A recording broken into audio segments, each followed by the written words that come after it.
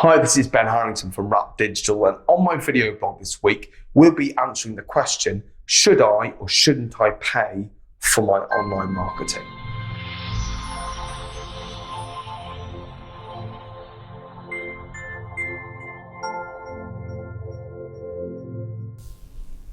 Okay, so I'm quite frequently asked, when is it appropriate to physically get out your credit card and hand over money for your online marketing, or should I be trying so-called free methods? And today we're going to explore those two opposing options, to pay or free.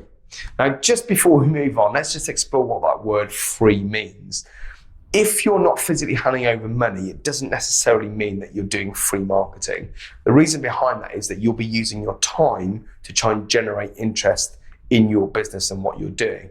I would argue that's not free because time costs you money. And actually, when you're running a business, time is very important. So actually, what this video is really exploring is, can you afford to pay or can you afford to use your time to explore your marketing? So let's look at what those two opposing options are. First of all, let's explore the free options. Okay, there are quite a few options when it comes to free marketing, and probably one of the most obvious ones to begin with is looking at something like blogging.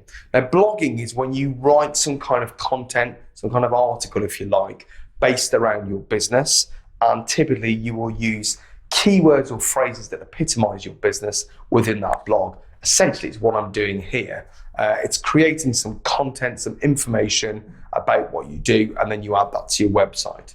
Now, this can be a very powerful tool. It's something that Google like, and it helps with what we call something called search optimization. That means that the keywords or phrases that epitomize your business help your website rank higher when people are looking for what you're doing. It's a free method, but it does take time to develop, and it does take time to get right.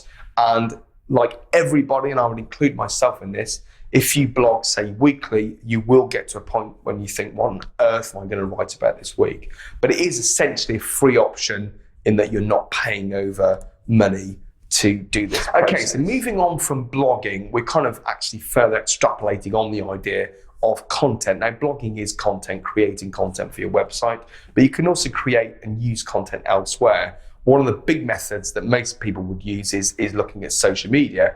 So writing content for Twitter, for Facebook, for LinkedIn, Pinterest, etc. By writing and creating that content, you're creating information that people may find valuable, and that may help gain interest in what you're doing. Another way to help with your marketing that's free is to interact. So actually get on the mediums that you're marketing on and spend time interacting with other people. So that might be things like Twitter, retweeting, favoriting, commenting on people's tweets. It might be things like Facebook, where you're looking for other people's content that's relevant for you, sharing it and adding comments on it. You might also want to use things like groups. So Facebook groups, LinkedIn groups are very powerful when you're actually going into those groups and you're sharing your ideas, sharing your content, and interacting with other people in those groups. These are free mechanisms, and they are fairly effective ways of building credibility and potentially building interest in what you're offering. But of course, they do take time. If you take LinkedIn, for example, this can be quite a long-winded process. And as I said earlier, you can't sell what you do. You've got to build value in your brand or in your company and make you a credible person that someone will want to come and work with. But they are strategies that are essentially free in that you're not getting out your credit card to pay for them. Okay, so those are free mechanisms. What about paid online marketing? Well, there are loads of different options here to explore, but probably one of the most common phenomena you'll hear about is something called pay-per-click or PPC. And what that essentially means is you're creating an advert, someone clicks on that ad, and you get charged for that click. There are loads of ways you can do this. Probably the most traditional and common one is Google AdWords. So if ever you search for something on Google, you'll see a series of adverts appear at the top and at the side. Someone has paid for those ads to be there. And if it's run correctly, and I'll tell you now, it's not that easy to run correctly, but if it is run correctly, it can be a very valuable method of paid advertising. There's lots of other pay-per-click mechanisms out there. Facebook run them, Twitter run them, LinkedIn do them, where you can be very specific about who you're targeting. You'll find them on Instagram, etc., etc. And they're a very valuable way of targeting the right people if you know how to run those mechanisms. Now, of course, there is a cost every time someone clicks on those, and those costs will vary enormously. Something like Facebook, you might be able to get a click for as cheap as 10 or 20p. If you're using AdWords, you can get cheap clicks, but often they can be as expensive as several quid. It all depends on the phrase or word that you're bidding on and how competitive that is. This content may be a bit alien to you, so don't do it without training or understanding how to work it. But these are options that are worth exploring if you're looking at spending some money on pay-per-click ads. You can also do something called banner advertising. Now, banner advertising traditionally was when you go to a website owner and say, can I place an advert on your website? You don't need to do that anymore. You can use networks. So Google have one, Bing have one. In fact, Bing also do search marketing too. But that's when there's a specific advert on a website that you've placed via these networks, and then when someone clicks on that advert, it redirects to your website. Do they work? Well, yeah, they do.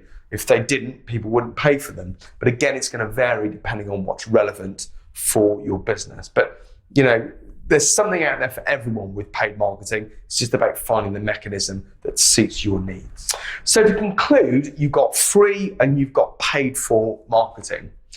What's the mechanisms that we use? Well, we use both. Absolutely, we use both. And actually, a lot of the networks will require you to use both in order to be successful on there. If, for example, you run a Facebook business page, you can put all the content you want on them, but if you're not paying for people to see that content, equally, if you are paying for adverts, it's a good idea to put content on these mediums because it will mean more people are seeing what you're doing and you're building more credibility and value in your products. Now, that may have left you with more questions than answers.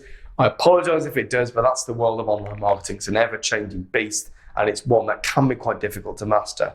But if you're not sure where to go from this, why not get in touch with us? We can probably give you some really good advice about how to market your business online using either the free or the paid for methods. If you do want to contact us, our phone number and email address will come up at the end of this video. Please get in touch and we can see how we can help. I hope you liked today's content. If you have, please comment on it, please like it, or please share it with your network. Thanks ever so much for watching. I look forward to seeing you in our next video blog. Bye-bye for now.